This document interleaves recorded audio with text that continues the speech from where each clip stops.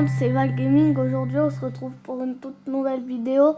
Ça va changer d'habitude. On va faire un tuto avec Jean-Pierre. Salut Aming. Alors on va faire un tuto à la pizza pastis. Si vous comprenez pas Jean-Pierre, dites-le moi dans les commentaires et je vais traduire parce que... Il faut de la farine, la pâte. Ah ouais, il faut du sel pour la pâte aussi. Et après, il faut de la levure de boulanger. Et surtout, de quoi mettre tout ça dedans. Et le plus important, c'est quoi? C'est le pâtis. Alors pour commencer la pizza, très simple, on met les glaçons dans le verre à pastis. Et un petit pot d'eau. Hop là. Alors maintenant on est prêt pour la pâte. Alors très facilement, on met la farine dans le bol. Et voilà, 1 kg de farine. Pour ces pizzas. Après, 3 cuillères à café de sel. Il faut pas oublier l'huile d'olive. Pour 1 kg de farine, 6 cuillères à soupe d'huile d'olive. C'est comme le pastis, il faut être généreux. Pour la dilution de la levure boulanger, on prend un verre, miette. Je mets pas tout à fait le cube complet de levure boulanger. Je mets 3 quarts pour 1 kg. C'est pour pas que ça sente trop la levure. Alors, un petit peu d'eau tiède et on dilue le tout avec la cuillère. Voilà, ça donne bien le petit coup de pastis. Hop là, et on repart pour le mixeur. Alors on verse la levure diluée. Alors après on verse environ 75 centilitres d'eau tiède. Alors voilà, une fois que c'est bien mélangé, maxé, la pâte elle est bien, on voit qu'elle est bien élastique, tout là, tout va bien comme une bonne pâte à pain. On ouvre et puis on passe à l'étape suivante. Un petit coup de pastis, ça repart. Alors, après 1 heure de pause, alors on regarde, et voilà, la pâte est bien poussée. On prend la farine, un petit coup de pastis avant. On farine un petit peu le plan de travail. Tac.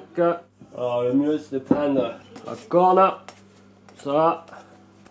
On détache la pâte. Et là, on la farine un petit peu et on la dégaze un petit peu en appuyant comme ça dessus. On étire un petit peu hein, et on dégaze un petit peu parce que la pâte, il faut pas trop la travailler sinon elle va être trop dure. Voilà, le bel boulot, comme la pétanque. Ah voilà, on reprend. Alors moi je vais faire 6 pizzas parce que j'aime bien que la pâte soit pas trop épaisse. Alors je vais couper la pâte en 6. Un verre de pastis. Toujours un petit verre de pastis pour que la pizza reste une pizza pastis. Pas trop hein, quand même. On farine. Alors on a notre petite boule. On prend le rouleau, on le farine également. Et voilà on étale. Hein. Facilement, hop, on étale jusqu'à avoir une pâte fine. Alors si on a trop travaillé la pâte, elle va revenir comme ça toujours en forme. On va galérer comme un vaurien. Alors, si c'est pas super rond, on s'en fout un peu. Alors de temps en temps, on refarine un tout petit peu derrière. Après c'est tout le temps la même chose. On farine un boule, un platier, un boule de pastis. Alors voilà quoi. Alors toujours avoir le pastis à proximité, ça aide à travailler tranquillement. Avec 1 kg, si vous voulez une grosse pâte, il faudra faire 4 pizzas. Si vous voulez une pâte plus fine, comme celle-ci, vous ferez 6 pizzas avec 1 kg. Mais il faudra étaler un peu plus, et du coup avoir une pâte un peu plus fine. Hop, et vous voyez, elle est directement dans le plat, il n'y a plus qu'à la garnir. Alors, l'astuce du pastis, c'est de boire le pastis. Et l'astuce du fromage, c'est de mettre le fromage. Alors, c'est simple, moi je prends des coupes, des morceaux de fromage, alors c'est à votre convenance. Le fromage, n'importe quel fromage, du bon fromage, du mauvais fromage, que ce que vous voulez. Une fois que le fromage est mis comme ça, très simplement, je prends la croûte. Très facilement, je viens la rouler comme ça, tu vois, autour du fromage. J'ai fait ça tout le long comme ça. Voilà, on aplatit la croûte. En fait, on emprisonne le fromage dans la boîte. Prisonné, après emprisonné. Ouh, sortez-moi le fromage. Non, il ne sorte pas le fromage. On utilisera avec la sauce tomate, on fera le tour ici comme ça. En mettant bien beaucoup de sauce tomate ici pour que ça fasse une bonne liaison.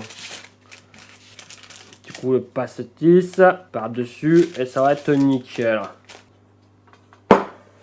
Voilà, on a mis à ce convenance, de toute façon la pizza c'est fait exprès pour mettre tout ce qui reste dans le frigo. Après là c'est un exemple de pizza pastis de Jean-Pierre. Après on fait ce qu'on veut, on peut l'appeler la pizza whisky de tartampion, c'est pareil.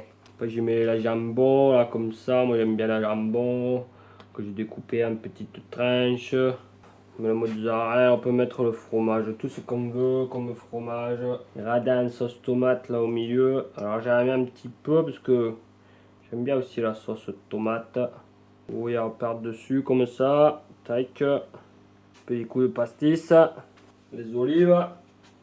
Elle est prête à aller au four. Là, je mets 200 degrés, 200-220 degrés pendant un bon quart d'heure. Après, vous, en fonction de votre four, vous voyez, chaleur tournante, chaleur pas tournante, voilà, c'est en fonction pastis ou pas pastis. On se retrouve après, là, pour voir après la cuisson, la tranche qu'elle a la pizza, et puis on voit si elle est bonne, parce que il faut qu'elle soit aussi bonne que le pastis.